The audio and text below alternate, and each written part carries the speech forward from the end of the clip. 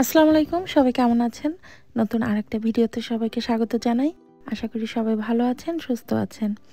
এটা হচ্ছে ফোর্ট পিয়ার্সে, তো গিয়েছিলাম একটা বাড়ি দেখার জন্য। এই বাড়িটা হচ্ছে আজকে ওপেন হাউস, তো এইখানে আর কি আমরা ভিতরটা ঘুরে দেখতে পারবো আজকে। এখানে আর কি ওপেন হাউস হলে আর কি সবাই গিয়ে ওই বাড়িটা দেখতে পারে, তার জন্য আপনার সাথে করে রিয়েলিটরকে নিয়ে যেতে হয় না। ওপেন হাউস থাকলে আপনি নিজে গিয়ে দেখে আসতে পারেন। আর এই বাড়িটার দাম ছিল $3,45,652। আর বাড়িটার মধ্যে 4টা বেডরুম ছিল, 2টা কার গ্যারেজ ছিল। আর এই যে এই জায়গাটা, এখানে হচ্ছে গিয়ে ওয়াশিং মেশিন লাগিয়ে নিতে হবে, সাথে ফ্রিজ থাকবে এখানে। এই জায়গাগুলো খালি ছিল। আর এটা হচ্ছে ডাইনিং এরিয়া। আর এটা হচ্ছে গিয়ে একটা পেন্ট্রি কিচেনের পাশে, এখানে আপনি সব খাবার দাবার রাখতে পারবেন ক্লোজেটের মতো। আর এই যে কিচেনের পাশে অনেক বড় একদম খোলা একটা জানালা ছিল, ভালোই লাগছিল, অনেক আলো বাতাস আসবে আর কি। আর আমি হচ্ছে ড্রয়ারগুলো দেখছিলাম।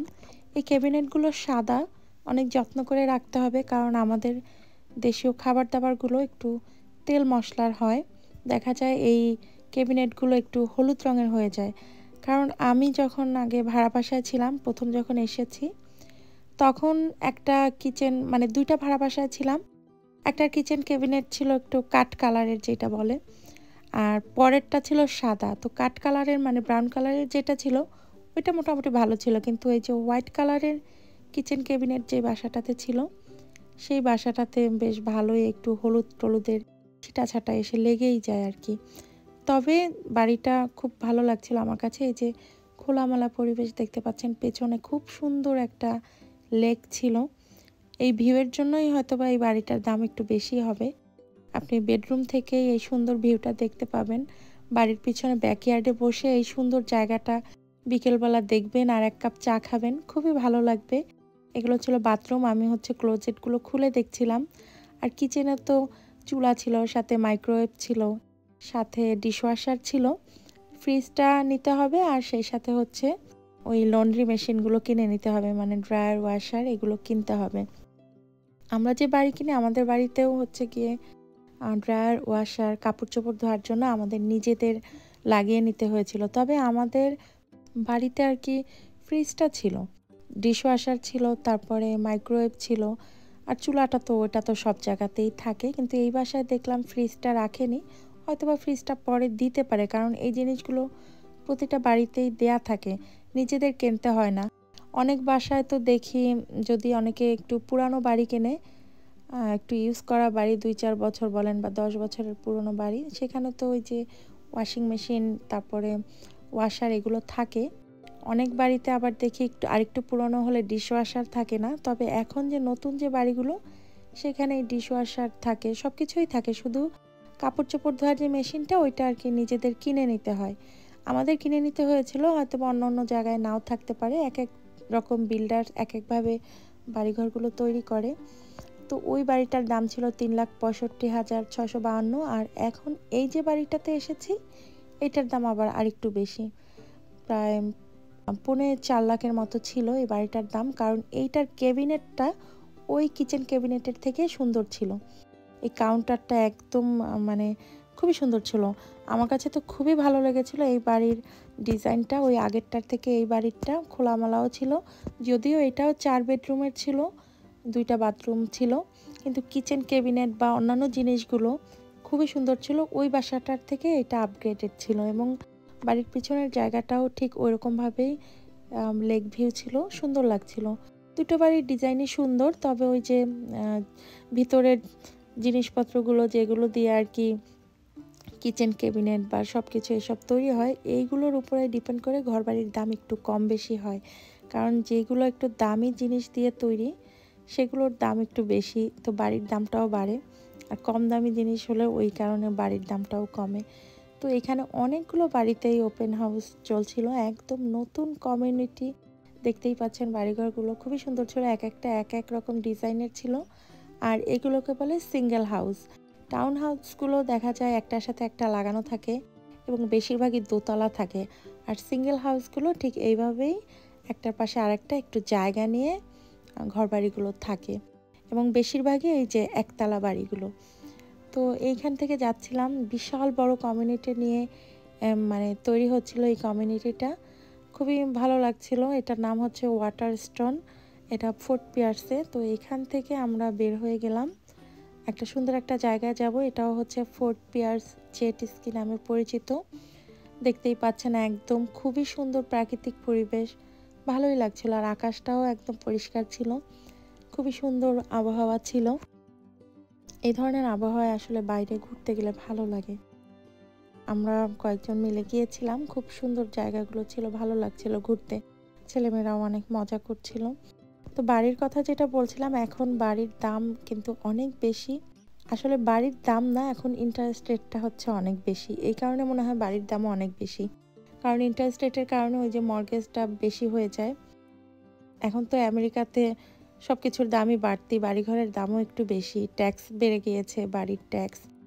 আর বর্তমানে তো শাটডাউন চলছে পুরো আমেরিকা জুড়ে, জানি না ভবিষ্যতে কি আছে। তারপর যেই হারে গোল্ডের দাম বেড়ে যাচ্ছে, সেরকমভাবে বাড়িঘরের দামও ওই যে ইন্টারেস্ট রেটটাও বেড়ে যাচ্ছে। তারপরেও কিন্তু মানুষে বাড়ি কিনছে, এমন না যে বাড়িঘর কেনা বন্ধ আছে, বা এই যে গোল্ডের দাম এত বেড়ে গেছে মানুষজন কিনছে না। যাদের প্রয়োজন তারা ঠিকই কিনছে, কারণ মনে করে এরপরে হয়তো বা আরও বেশি বাড়বে, কারণ একবার এইসব জিনিসের দাম বাড়লে আর কমে না। তো অনেকেই শুনি নতুন বাড়ি কিনছে, অনেক ছোট ভাই বা পরিচিত বন্ধু বান্ধবরাও বাড়ি কিনছে, বা বাড়ি কেনার জন্য তারা বাড়ি খুঁজছে। আসলে এইটা এমন একটা জিনিস, মানুষের মাথা গোঁজার জন্য একটা ঠাঁই তৈরি করে নিতেই হয়। আর ভাড়া বাসায় থেকে যেই টাকাটা প্রতি মাসে খরচ হয়, তার সাথে কিছু টাকা অ্যাড করলে নিজের বাড়িতে থাকা যায়।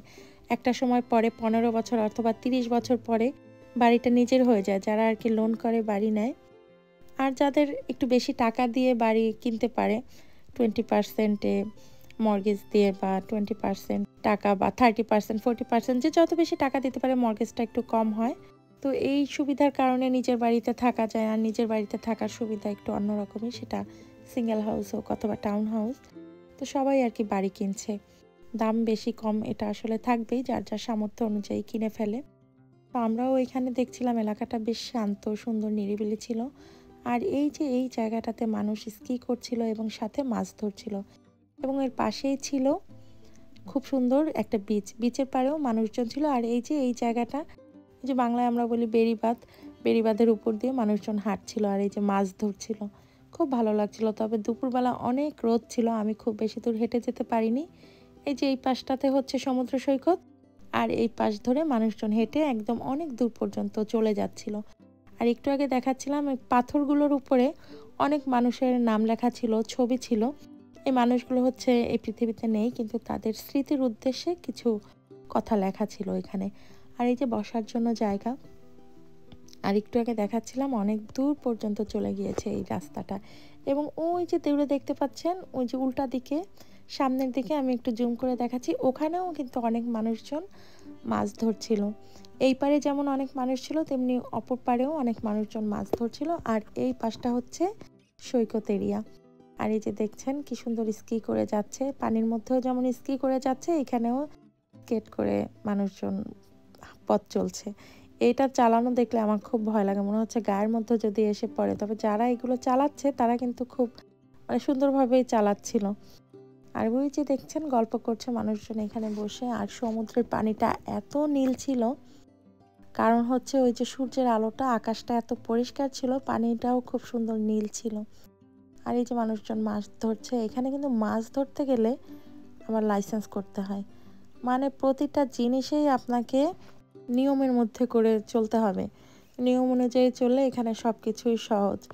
আর এই যে সারা পৃথিবী থেকে মানুষজন আমরা আসি এই দেশে থাকার জন্য, এই কঠিন নিয়মের কারণেই আসলে এই দেশ এখন পর্যন্ত টিকে আছে।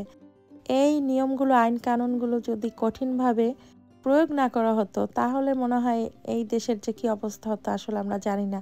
কারণ আমরা এক একজন এক এক কালচার থেকে, এক এক জায়গা থেকে এসেছি, এক একজনের নেচার এক এক রকম। এই সব মানুষগুলোকে যে সোজা করে রেখেছে, এটা শুধু এই দেশের আইন কানুনের জন্য, এবং এই আইনটা কঠিনভাবে মানার জন্যই আর কি, কঠিনভাবে প্রয়োগ করার জন্য। আমাদের দেশেও এরকমভাবে আইনের সঠিক প্রয়োগ থাকলে আমাদের দেশটাও অনেকটা ভালো হবে, আমি আশা করি আর কি। আর এই যে এখানে দেখতে পাচ্ছেন খুব সুন্দর একটা বাইনোকুলারের মতো রাখা ছিল।